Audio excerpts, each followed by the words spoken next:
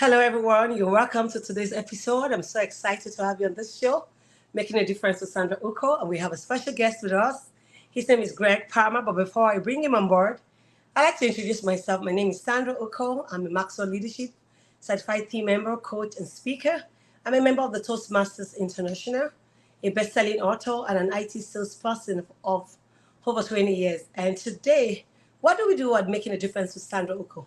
We bring people of great story, men and women who have gone through difficult moments and how life has been with them and how they've gone through their process. Everyone has got a journey to go through.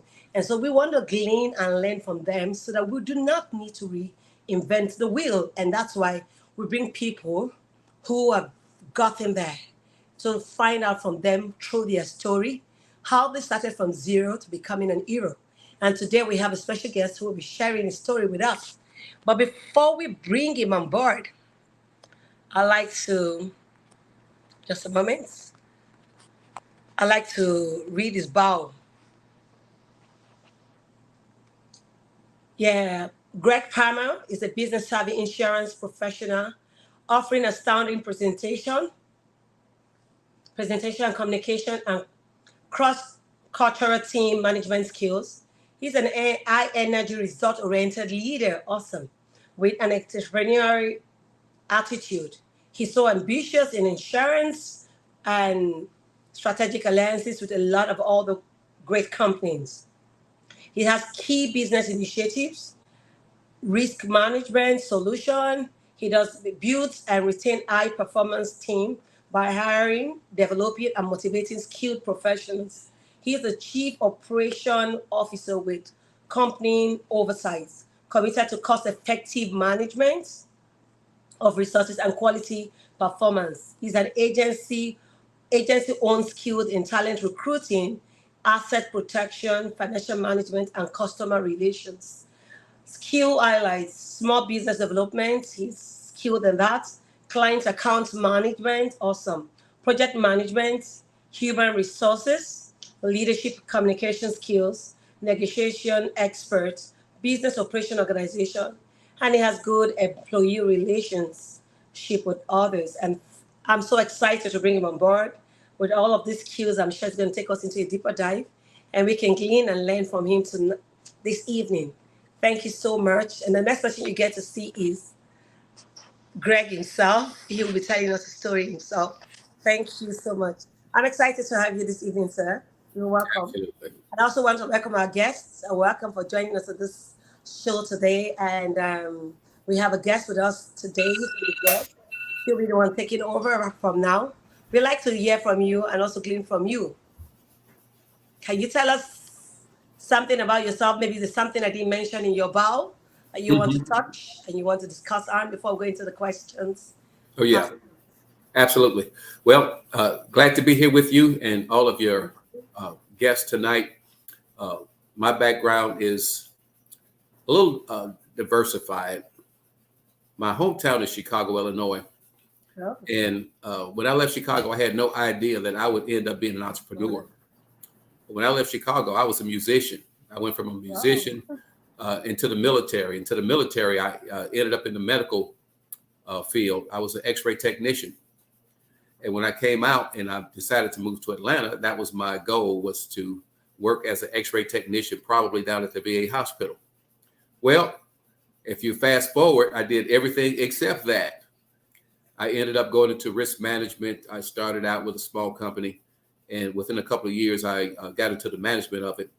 And from there, I moved on to a big, large company by the name of Prudential. And I worked there for about 8 years. And after I left there, I realized that, you know what? It wasn't about the insurance company. It's all about you. It's about selling yourself. Yeah. And that's what put me on the entrepreneurial journey that I'm on today. And today, I can honestly say that it has been a serious ride from where I was to where I am. And I tell you what, life will throw you some curves where you don't even expect them. Yeah. And again, I never would have imagined myself being an entrepreneur, but that's how things happened. Well, what made that shift from being a musical engineer technician down to risk management? There must be something. that informed that? Well, you know what happened was when I first got out of the military, I took about 3 months off. I saved up a bunch of money. I just took 3 months off just to decide what I wanted to do. And I was just looking through some job applications, and I ran across one that said insurance, and I was like, interesting. And at the same time, I had applied for an X-ray technician job at the VA hospital. But I heard from these guys at the insurance company. They invited me to come down and see what they were doing. And I went out with who would be my manager that day when I went there. And I was like, wow, this freedom is unbelievable.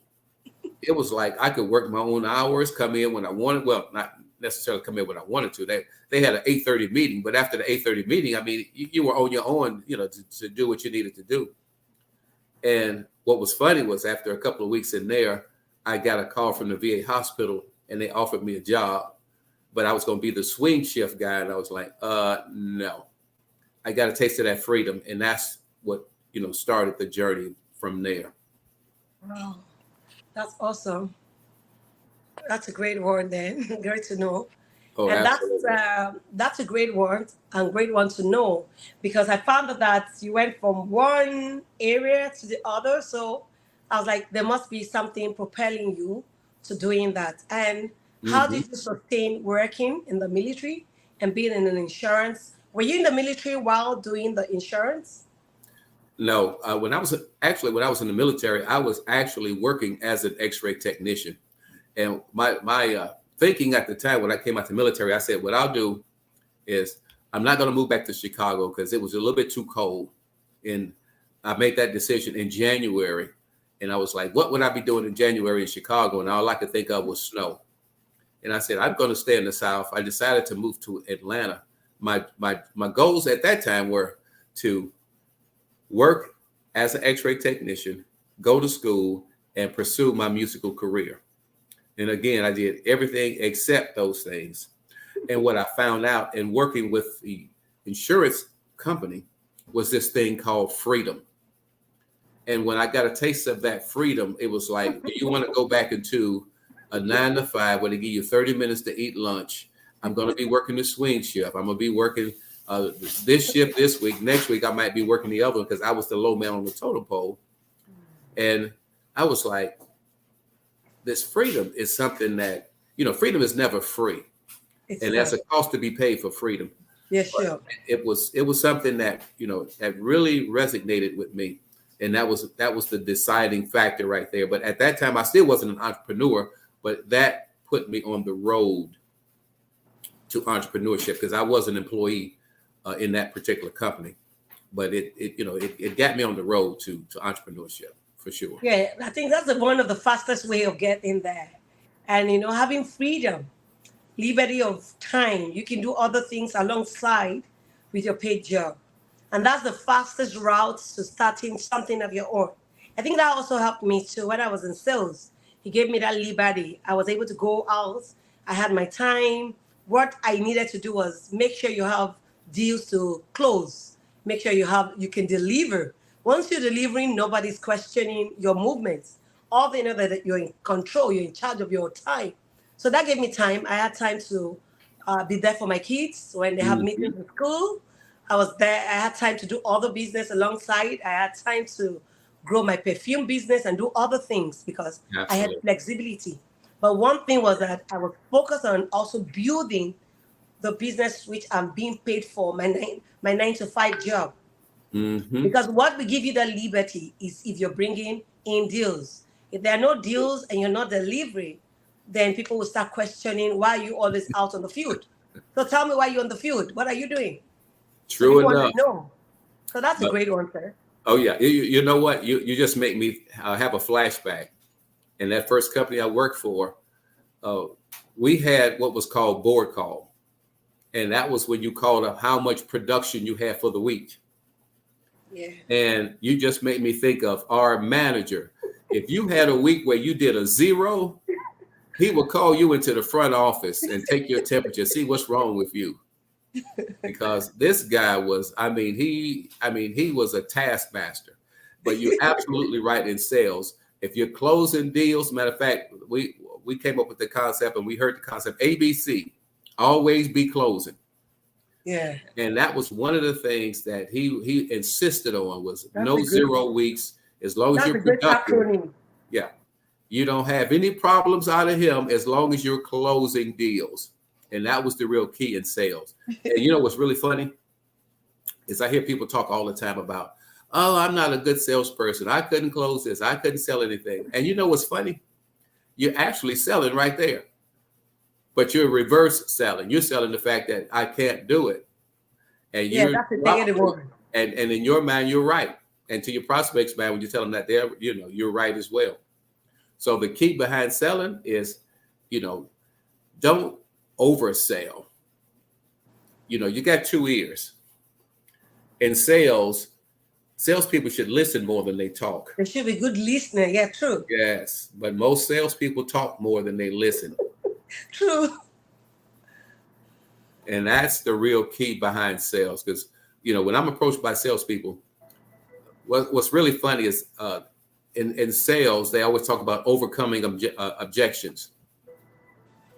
And if I have an objection, I'm not going to be overcome by what you have to say. If it's something that makes sense to me, I'll do it. If it doesn't, you can come up with all of the different closes you like. But if it's something that, that I don't need, I'm certainly not going to purchase it. And if you're not listening, oh man, that's a deal killer right there. That's it. Because if you meet a wrong customer, he will work you out. Or he will just sit there and listen to you, and at the end of the day, tell you, I'm sorry, I'm not interested. So one key thing for every salesperson, like you rightly said, is being a good listener, because we've been trained to speak, talk. And just because you want to market your products, it shouldn't just be push, and it shouldn't just be transactional, such that I just want to get it done, give it to you, and just walk away. So beyond just sales, relationship is key. No doubt. It goes beyond. If you have great relationship skill, you will close a lot of deals. So because you're not just looking at the money you want to make. You're looking at the relationship, you're looking at having that customer for a long time. And because when you have one good customer, he's able to refer all the customers to you. He's able to stand as a referrer. He can always refer you to other companies like he thinks would need your solution. Like you rightly said, listening is a great skill. I think everyone needs to develop that. Beyond just being a salesperson, we need to, even as couples, with our kids too, we need to be good listener. Oh, absolutely. The old saying, when people are purchasing, they usually purchase from people they know, like, and trust. Sure. And in that scenario, you have one thing going for you, and that is this thing called integrity. Yeah. And if you use integrity wisely, you could be very successful in selling products, because the real key is about solutions. It's all about realizing that a person has a problem or challenge, and your goal, your mission, if you decide to accept it, is to figure out a way to provide that right solution. And when you come up with that right solution, then the keys come down to that person being in a position to understand that this can solve that problem, and can they pay? Yeah. Because it doesn't matter at all if you solve the problem and your client is unable to pay for it. That is really the key, is can you see them? Can you feel the need? Are they acceptable, and can they pay? Yeah, and that's one of the things as a salesperson, you need to qualify your leads before saying that they are your prospects. Because you need to find out, do they have a problem? Do they have a pain? Yes, they have a pain. Do they have the power to purchase what you want to sell to them? What other software you have? What other thing you have that's a bit cheaper or affordable? Maybe having a variety of solutions to say, okay, I have this and I have that, but both will work for you. But this is the advantage of this over this. So a lot of times as salesperson at work, where I work then, was get your clients, find out about them, because before you go on the field, you need to know the customer you're going to talk to. Yes. What are their problems? Why do you think they need your solution? You must know what they do too, because once you get in front of the key decision maker, you want to try and sell something. You want to come from a point of know-how So, Really. say this is what my software can do or what my product can do. And this is what I think is your challenge in this bank or in this institution. And this is how we think our solution will be able to help you. And Mhm. you have to also let them know. Sometimes some clients will always ask for proof of concepts.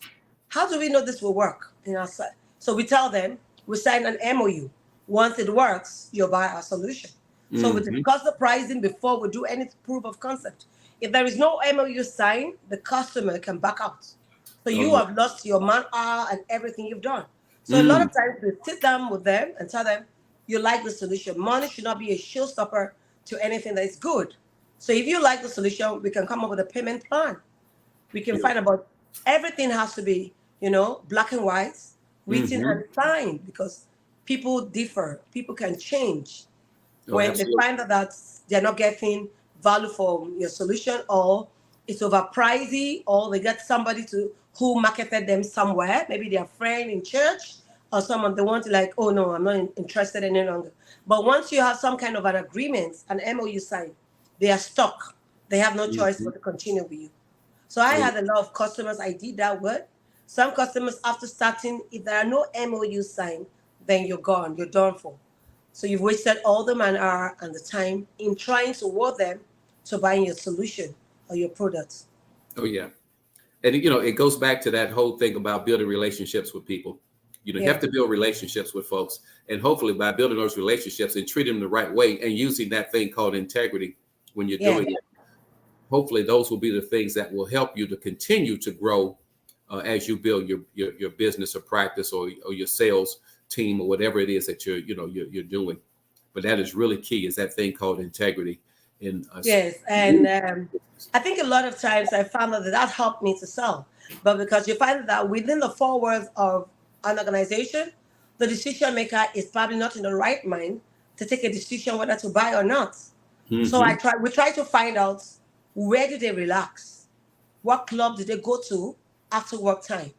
And say, okay, can I hang out with you? Can I meet you at your club? Maybe your Mm. golf club, basketball, because you find that when they're a bit more relaxed, they're able to tell you the truth and where their standpoints. If it's something they want to close within the next 3 months, it's a 6 months deal, will it be a long discussion? And there I found that just beyond going to the four walls of the organization to try to sell, I do more Hmm. closing outside the office than I would do in the office. Oh yeah, But when absolutely. they're relaxed, they can say anything to you. Oh yeah. Well, that's why so many deals are cut on the golf course. Yeah. That's And I that's really guess I true. think that's one of the reasons a lot of people join those clubs. Sometimes not Absolutely. because you want to be there. Yeah, because you'll find a lot of deals on the golf course. That is so key, is to get them out of the office sometimes and get them into recreational opportunities. And it goes right back to what we were talking about earlier, and that is building those relationships with people to let them know that you're human. You're just not a Yeah. cyborg that's just coming to sell things. What you're doing is you're providing a value added service, and that is the real key behind it. And for them to know that you can provide the proper services to them. And once they have that trust in you, then a lot of times, you build those relationships and you'll get repeat business, but not only repeat business, you'll also get some referrals. And that's when the magic happens. Yeah, that's where When the they money start comes. giving you back. Because then when you call those referrals, they already know about you, they know your reputation, and they're ready to Yeah. deal. Yes, and the circle of closing is shorter because they already know what your software or whatever your product can do, and they've gotten a referral from somebody who has used it, who is like a testimony, who has a testimony about what Absolutely. your software can do or what your product can do. And so by the time they are calling or reaching out to you, they've already made up their mind whether to buy or not to buy. So Hmm. it helps to also shorten the sales cycle. So, Oh yeah. like you rightly said, integrity is the key and relationship. Like I tell people oftentimes, I said, if you put money for me and put a relationship on a skill for me to pick, I'll rather go with relationship. I've seen Mm. people who have money, but money can buy relationship. Money can buy people. You can be throwing a party and nobody comes to your party. You can go out there and buy people to come celebrate with you. But if you have good relationship with people out there, you can raise capital for your business. You can raise support, emotional support from people. And when you need them most, they're there to give you beyond just monetary support, emotional support. They're able to share ideas with you, and they're able to stand by you to support you. So on a scale to scale level, you find that relationship is more critical, more Hmm. stronger, more valuable than money. Oh, Money that's true. lost can be gotten back, but Yeah. relationship lost, that's like loss of trust. It's Oh, yeah. difficult to build back. Well, I don't know if you've heard the saying, but there's a saying that says one bad customer talking bad about you will go out and talk to 5 people about you.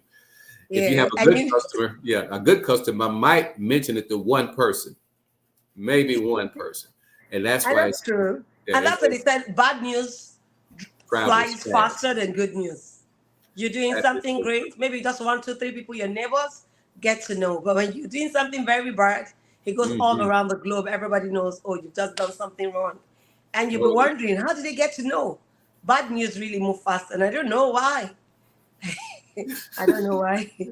But that's it. It might be human nature, because a lot of times people, like to see see a big person fall. So I don't know if it's something that's innate within us to to hold on to those negative things. But I've always heard when you hear those negative things, don't hang around negative people, Yeah. because that negative weight is so heavy. Hang around those people that are positive, that have positive energy, and stay with those guys, because that's really, the key to success is dealing with those folks that, you treat the way you want to be treated. I think if you do that, you'll have a lot of success in life, not just business, but I believe in life in general. Yeah, Because true. I've seen a lot of companies with bad leaders, and you see sometimes those don't turn out that well. And one thing that really gets me is greed. You know, I learned years ago that you don't have to be greedy. I believe in Mm. giving to the needy and not the greedy. And you can share, because there's a lot of opportunities out here. You don't have to just try to, take every penny off the table. Sometimes it's better to hunt in a pack than to try to be a lone wolf and eat everything up yourself. I believe in collaborations and working with people, teaming up with folks, to help other people. Because again, if you're Yeah. treating people the way you want to be treated, you'll have a lot more success in life. Yeah, that's true. And that's called the golden rule. Treat others as you want to be treated. True. And it is said, if you want to go fast in life, go alone. But if Mm, you want to go far, then go with a team of people. And rightly, the Bible says one shall chase 10,000, It said two hmm. coming together shall put to flight. He said one to chase 1,000, but two That's coming right. together will put to flight 10,000. So I don't know how the arithmetic calculation works, but I could always tell you that when two people come together, they have a better reward for their synergy, for coming Hmm. together to collaborate, because you're having two brains, you're picking from two brains, That's not right. just one. So you're able to do things right. So Hmm. I can leverage on your relationship and you can leverage on my relationship.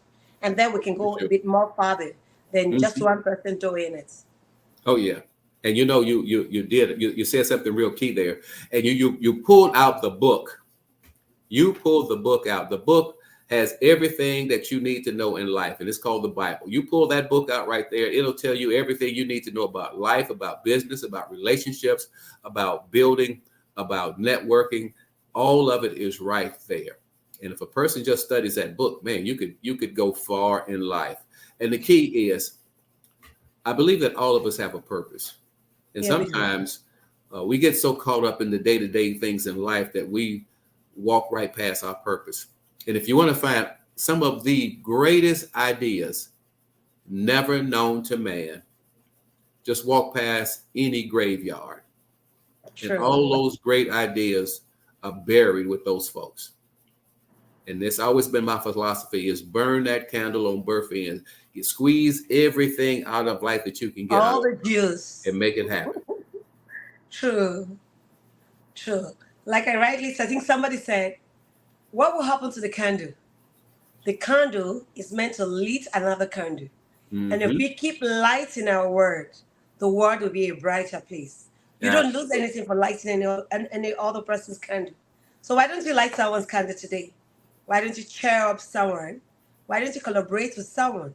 And in Yes. so doing, we have a community of lights, and the world itself will be lighted. We will Mm-hmm. have light all over. So Oh, that caught my attention. There is nothing wrong in sharing, but mm-hmm. all you get from sharing is a better word. Your light becomes brighter. You all Mm-hmm. brighten each other rather than just having one person up there being lifted and doing well, but having a team and a community of people being successful will be able to impact the world. Oh, absolutely. And that is so powerful because I truly believe in mentoring. And, in mentoring, it's not just basic math where 1 plus 1 equals 2. Sometimes you can mentor a person and that one person has a multiplying effect. Sure. And that 1 plus 1 can be a multiple because you don't know what you're pouring into that one person. That one person might be a person that can change the world. I mean, you think about some of the greatest leaders that we've seen. In my lifetime, I do remember seeing Martin Luther King in in uh, in video and on TV, but I've never met him in person. Yeah. But when you look at a person like that, and you see the humble beginnings, and you see how he was able to move millions of people. Gandhi was another one that moved millions of people. Someone had to pour into them. And that's what I mean by that one person that you might pour into going out there and just changing the world. So Yeah. mentoring in my mind is a very key ingredient to helping to change the world for sure. Yeah. And that's why I said we ought to be a river and not a reservoir. Oh, yes. Because the only reason a reservoir just gets and gets and gets and keeps to himself, where rivers flows to others.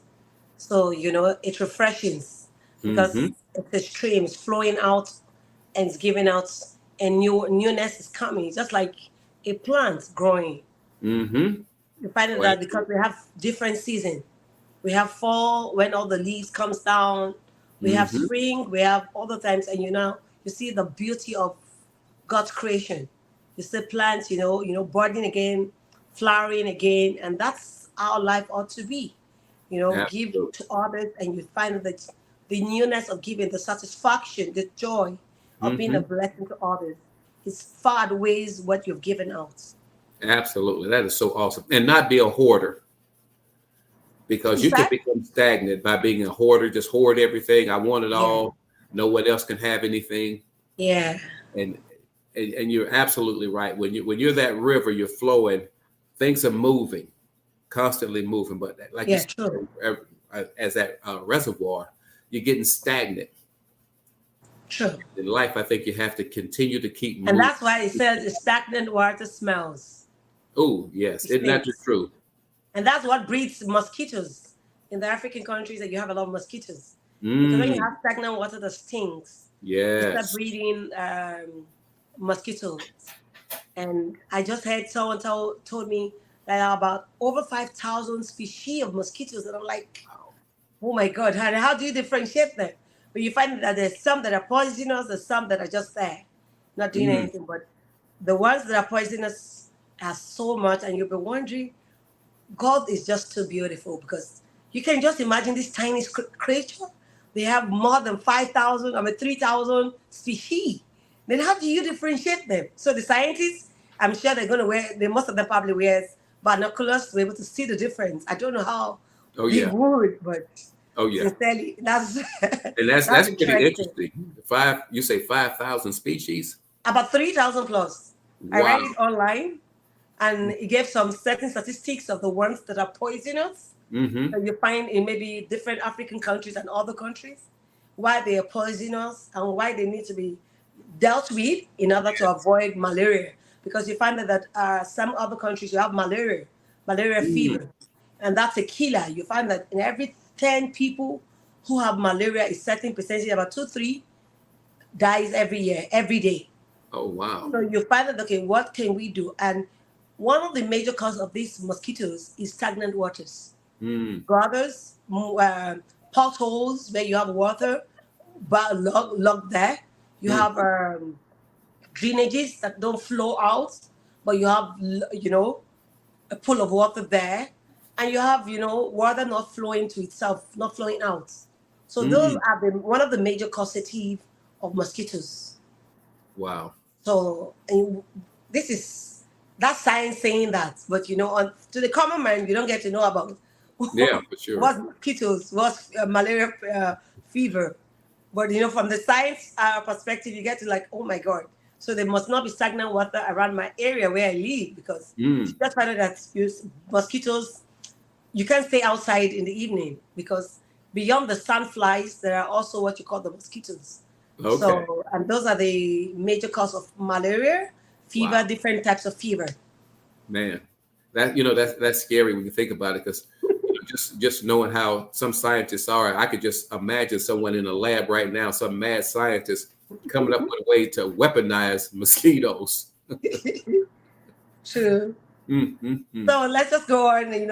Yes, I for think we've sure. digressed and gone to other. Being in insurance, what was that force that kept you going? There must be something, that prepared you, that kept you, because I know you worked there for several years. So Yes, what kept you going?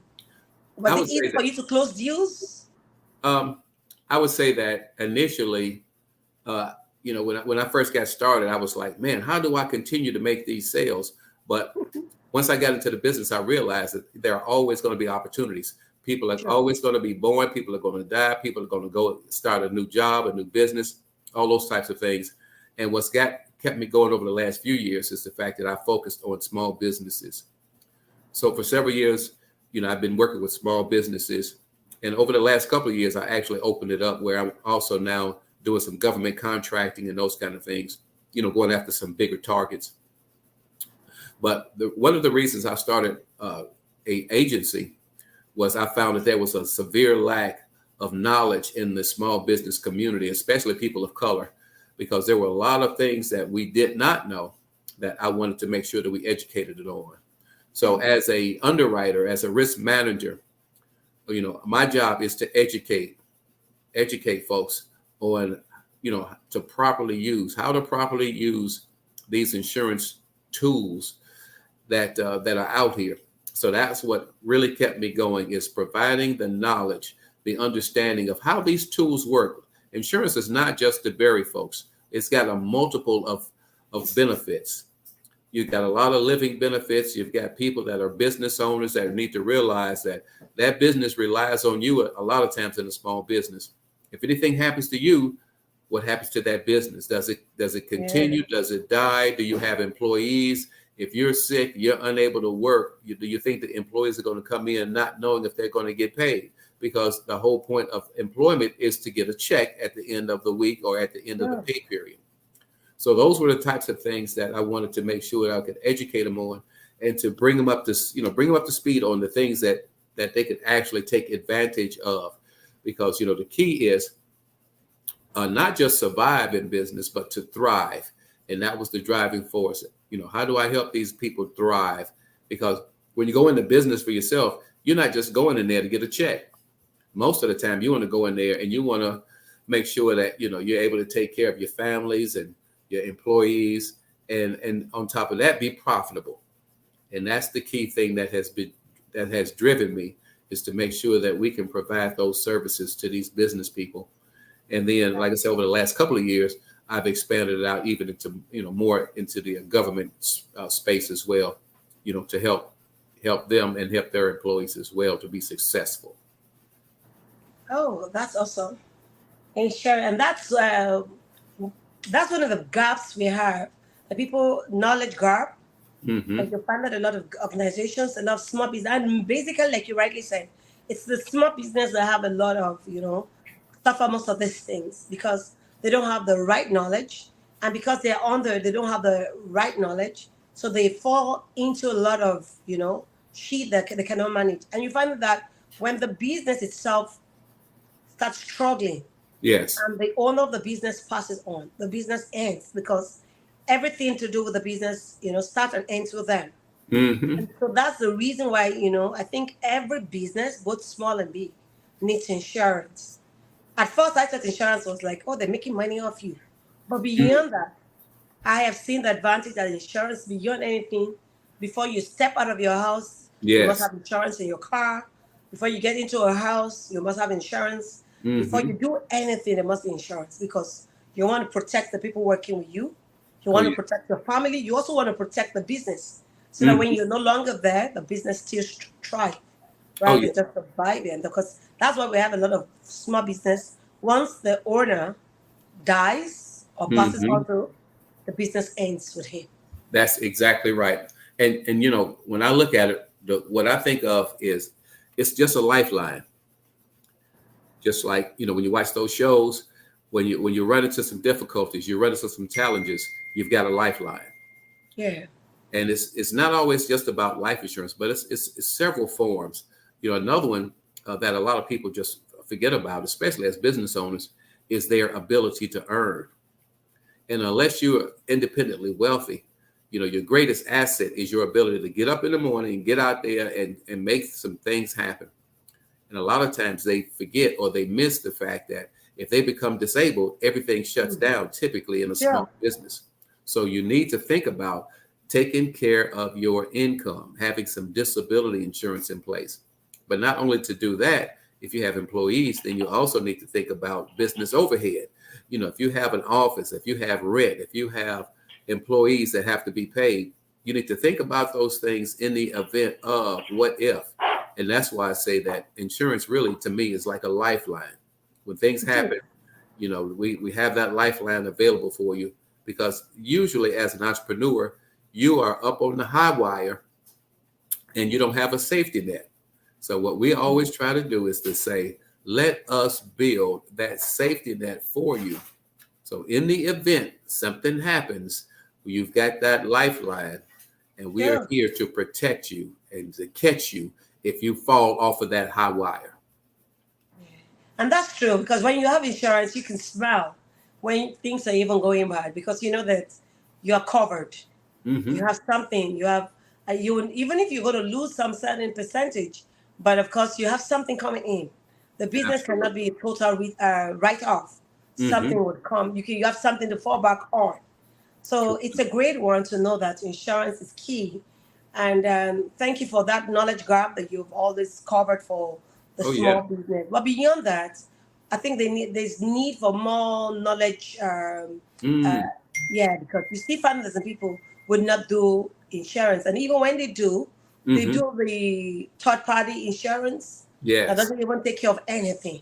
Mm-hmm. So, and I tell them, I said, why not pay more and enjoy at the end of the day? Than Absolutely. pay little and you Mm-hmm. suffer at the end of the day. That's true. Oh, that's so absolutely true. When I think about you know uh, certain forms of insurance, to me it's like you're buying money at a discount. Yeah, And my ahead of question time. to people is always, how much money do you want to buy? If you gave me $1 and I give you five back, how many of them do you want? And that's the real key behind a lot of times in purchasing the right forms, because the key is to understand the different forms, because there are several forms of insurance that a person can purchase. The key is to find the one that fits you best, because I've heard people say, well, Greg, what's the best one? I say the best one is the one that works for you. Yeah, If it yeah. works for you, if you feel comfortable with it, that's the right one. And that is the real key. But it's all about that lifeline, and it's also about transferring to the next generation. I think a lot of times we miss that, and that thing is called legacies. Passing that legacy along to the next generation. You talked about one generation businesses. One generation, then after that generation, they're out of business. But how many businesses have second, third, fourth generations, True. especially in our communities? Some of the other communities, you might have a businesses. Oh, my grandfather started this business 80 years ago, and we still in business. We're fourth generation. But when we look at our businesses, how many generations has it been passed down? And a lot of times, two generations is usually about the max. By the time it gets to that third generation, it's because of improper planning or no planning at all, the business it just dissolves, blows away, whatever. But it's so And not key. say no proper transfer of knowledge. Right. Because if you have money and the generations after you are not well taught, the money you're left for them will probably not get to the second generation or third Hmm. generation. will be Okay. squandered because they don't have the financial There acumen you to go. keep that wealth. Mm-hmm. So, because they just stumble on wealth. So how would they be able to keep it? Because they didn't work for it. So a Yeah. lot of times, whilst we are also accumulating those wealth, we also need to bring our kids and the people around us to speed. They need to know what and how to make money work for you, make For money sure. and multiply money. So Mm-hmm. once they understand that keys, when you're no longer there, your wealth will be well taken care of. They can pass it to all the generation. Mm-hmm. That's so true. And the key there is this thing called succession planning. Sure, true. Succession planning, planning for the next, the next generation. Kind of like we do in our Toastmaster Club. We do succession planning. When we have a president, the key is for that next president to come right in and be just as successful as the pre. True. And that is real key. Succession planning. Sorry, I think I'll Absolutely. probably take a minute to do water break. We'll come back. Just a minute.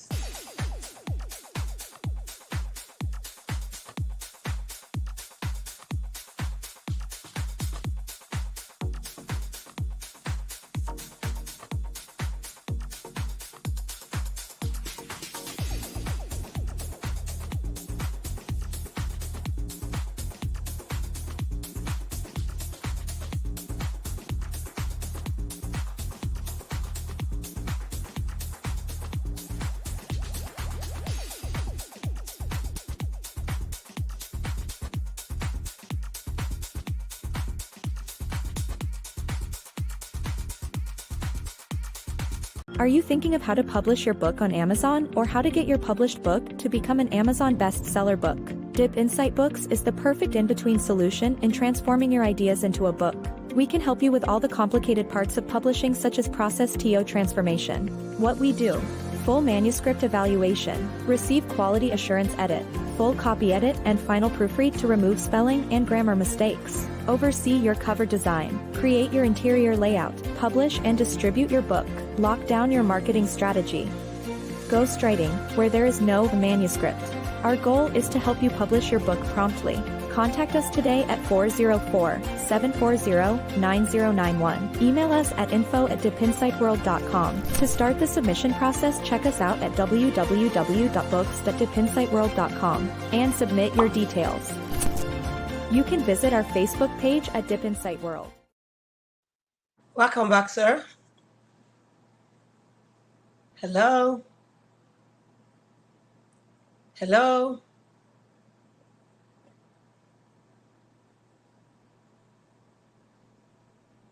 Hello. Yeah, thank you. I think he's having some glitches, but I know that he will come. He will join us very soon. But before then, let me just allow this to go on. Are you thinking of how to publish your book on Amazon or how to get your published book to become an Amazon bestseller book? Dip Insight Books is the perfect in-between solution in transforming your ideas into a book. We can help you with all the complicated parts of publishing, such as process TO transformation.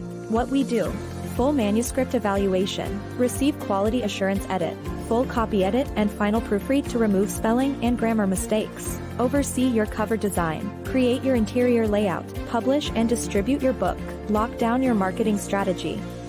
Ghostwriting, where there is no manuscript. Our goal is to help you publish your book promptly. Contact us today at 404-740-9091. Email us at info@dipinsightworld.com. To start the submission process, check us out at www.books.dipinsightworld.com and submit your details. You can visit our Facebook page at Dip Insight World.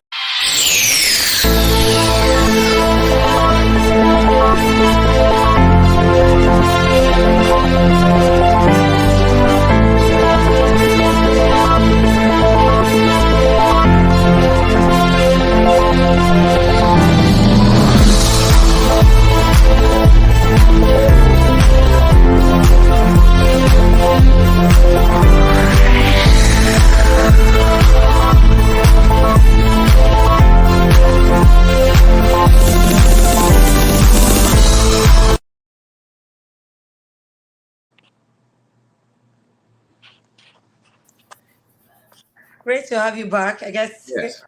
yeah, internet issues, but great we're back. Oh yeah. So I want to find out from you. I know we've had so much to talk about insurance, having a legacy, putting things in place, having a succession plan. But I want to find out what kept you going because I found that you got to like you became the chief operation officer. How did you grow from from that low level to become the chief officer? What worked for you, and we just want to hear from you. I tell you what really changed my way of thinking was when I was working at Prudential.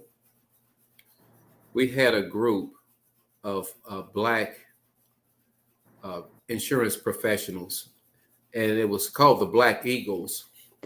And they would meet once a year, different locations.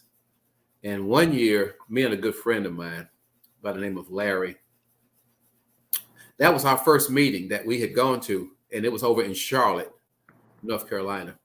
Yeah. And we were in the suite. They had an executive suite set up where we could just do some networking and get a chance to meet the other guys from around the country. These guys came in from east to west, and we would meet up because at that time, there weren't a lot of black agents at Prudential. It was just a few of us that were successful. And we would meet there, and that was our first one. And I remember still to this day where we were standing outside of a room, and we heard this guy talking, and he wasn't talking like us. We were talking about sales. We're salespeople, so we're talking about sales. Yeah. And this guy was talking about deals, and it really resonated in both our minds. And we were listening to this guy. He was talking about deals, and we were like, deals? That's a little something different from sales.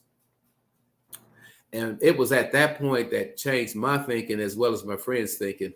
And that's when we started thinking bigger. Because at that point, we were thinking individual sales. But because of that conversation, we started thinking about larger entities. As a matter of fact, because of that, we actually went after Fulton County government, and we actually got a deal out of them. Wow. Where we were able to put some things in place for all of the employees. They had over 5,000 employees at the county at that particular time. And we were able to get in there and work every department. I mean, we worked that so hard. People thought I actually worked for Fulton County because I was there every day. I mean, I worked in the medical offices. They had clinics. I worked all of the clinics. I worked all of those. I worked the administration office. I worked finance, and we all had different departments that we worked. But they actually thought that we were employees there, and that was the turning point for me in saying, you know what, this is a golden opportunity. And after that opportunity was when we all decided to step out of Prudential, because what we found out in working with them, it was about the control. They were trying to control us and tell us who could come in and work. And we were like, Toby had figured it out. Now Toby has become Kunta again. Yeah. And we got out of there. And that was the beginning of the journey, is to go from sales to deals to going after some bigger game. Yeah, and that's it. That's sales is so interesting, and so there's a lot of energy put into it, and that's for you. You want to make sure your deal really works well. Absolutely. You don't want to sabotage. You don't want someone to say, "Oh, it's not working." So you have to multitask. You have to be in sales. You have to be in accounting. You have to ensure that all the people, all the hand that wants to use your solution or whatever, they are satisfied. Mm-hmm. Because one satisfied customer can give you another good referral. Absolutely. So, and that's what it takes for a salesperson. You would work in almost all the department because you want to ensure that seamlessly you're able to meet their desires, their needs, and they're okay, because before the organization gets to pay you, because yes, such great deals, they have to spend and sign that we are okay, we're satisfied.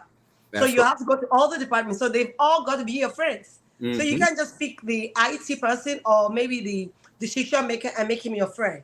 Leaving others, somebody can just sit there and say, "Oh, it's not working here." Oh yeah. And that can delay your payment for another 6 months.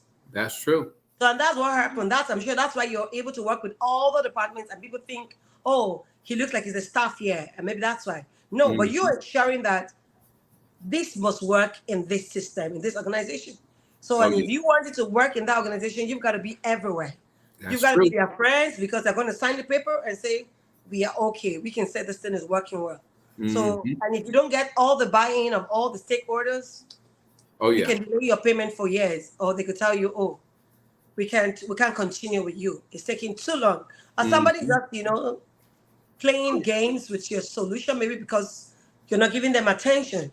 And in this Hmm. part of the world, we all want to be recognized. We Oh, want to true be, enough. That's right. we want to be, Hmm. admired at, oh, you're doing well, you're doing something great. People want to be noticed. So you've Oh, no got to, doubt. pat their back, just, come down to their level because you want to get this deal. And for For you to sure. get other bigger deals, you have to think out of the box. You do. You have to start thinking, what can I put together for this whole organization? So Hmm. when you look at the organization, there's a lot of maybe 50, 60, 100 people working. Rather than you talking to an individual, the same energy that you spend talking to one person, you Hmm. probably spend less talking to an organization. Oh, absolutely. And you make much more. So with deals, oh, Yeah. you're good to go. You meet your target in no time. Oh yeah. And of course, the promotion will come very fast for you Oh, for sure. because you've For just sure. gone beyond dealing with one person. Now you're Hmm. dealing with an entity, you're dealing with a conglomerate that's an organization. So, of course, you're going to fly. Oh yeah. And then the key is, it goes back to what we were talking about earlier, is that's team building.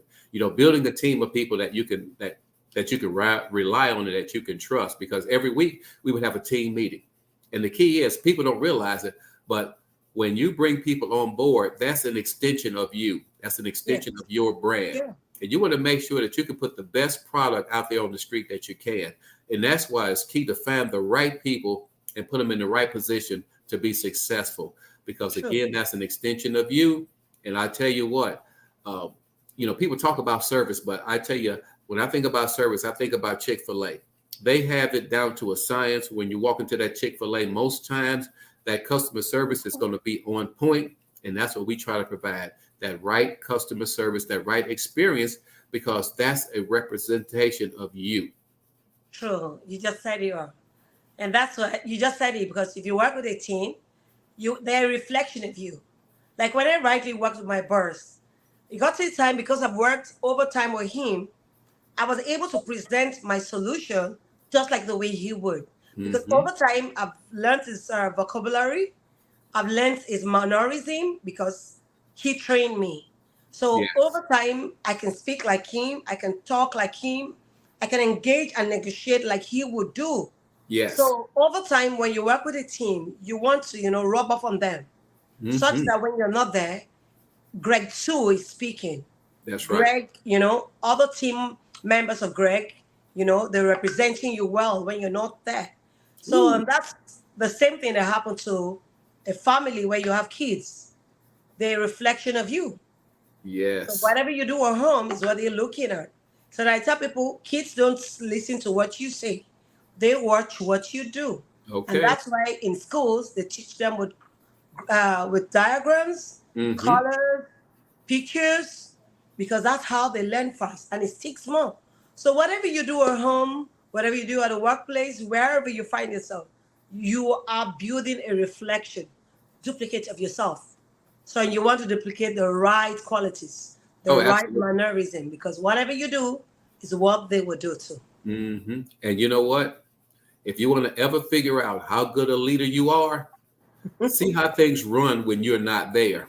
Sure. There's a clue to how good your Yeah. leadership Before is. we call it a day, I think I want to find out, were there time you ever had in difficult moments you weren't able to bring in deals? Hmm. What did you do? So how did you convince your employer to keep you? Because I had a time like that. I was asked to go, but I wasn't ashamed to go because they said they've been paying me for 12 months.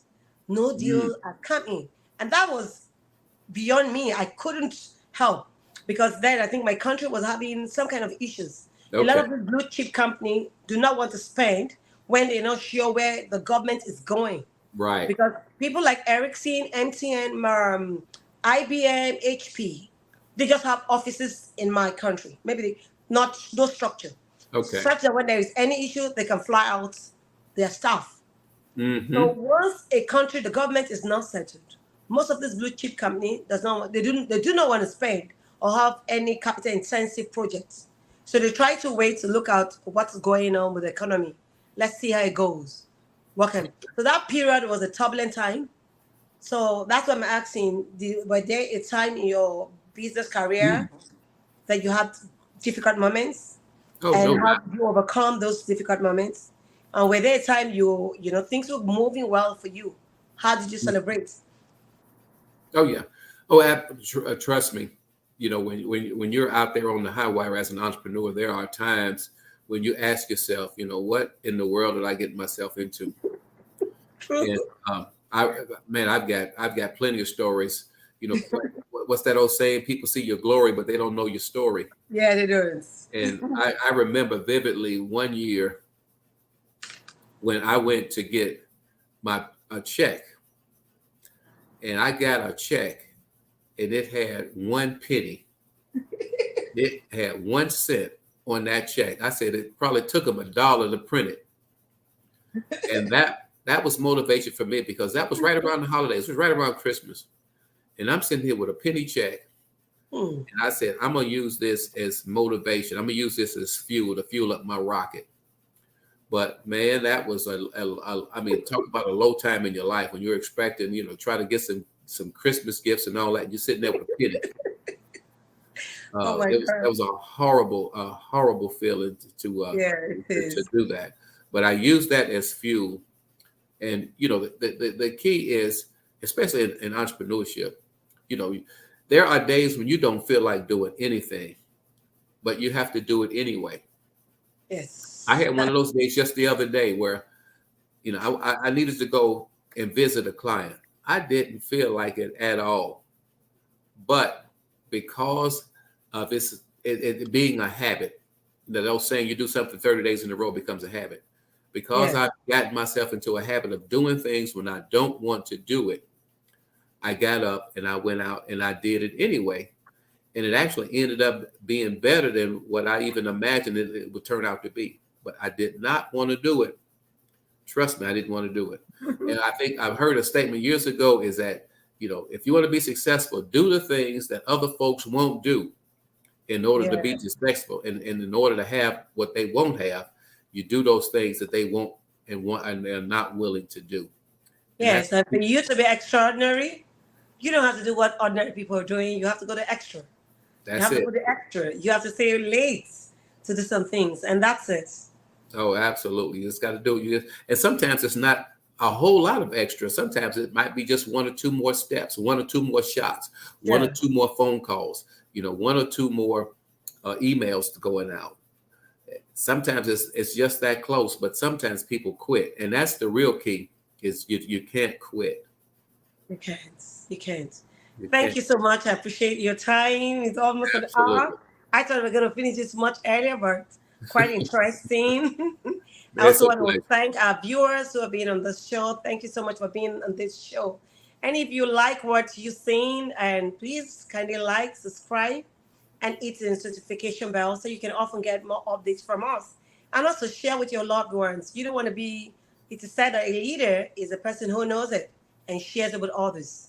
So we don't want to all, but we want to give. So give us never lack. So let's all go out there to be a people of difference, making a difference in our world, impacting the people around us. There's a reason why you're placed in a community. So there's a reason why God placed you in a family. So find out why the reason and be a blessing there. So I want to thank our guest today. Thank you so much, Greg Palmer. Thank you for taking our time out of your busy schedule to share your story with us. I'm so excited. And I think you probably one day will come back to talk to us about the risk management in deeper dive. So we can understand what you do there. Absolutely. Thank you so much. And do have a blessed evening. Bye, everyone. Bye-bye. Thank you so much, Sandra. Thank you, sir. Okay.